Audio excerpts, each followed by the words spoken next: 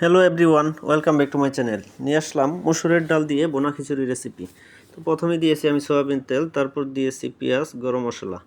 এটাকে আমি হালকা ব্রাউন কালার করে ভেজে নেব। দেখেন, অবশ্যই বেশি করা যাবে না, এটা হালকা ব্রাউন করে ভেজে নেব। এরপর দিয়ে দেবো আমি মরিচ, হলুদ, ধনিয়া, জিরা, স্বাদ মতো লবণ, আদা রসুন বাটা দিয়ে আমি মশলাটাকে সুন্দর করে কুক করব 4 থেকে 5 মিনিট।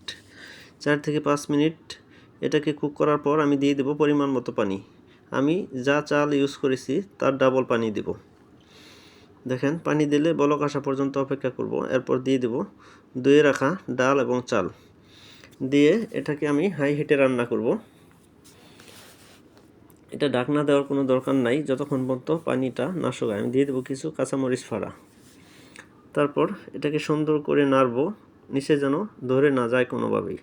দেখেন, অল্প সময়ের ভিতরেই কিন্তু আমার পানিটা টেনে গেছে।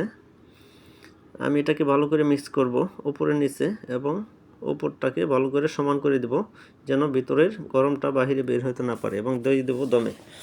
দম থেকে 5 মিনিট পর ফিরে এসে আমি দেখাচ্ছি নেড়ে আপনাদেরকে কতটা ইয়ামি হয়েছে আর কতটা জুসি হয়েছে আমার খিচুড়ির কালারটা। দেখেন, দেখলেই কিন্তু যে কেউ খেতে চাবে এমন মজাদার খিচুড়ি।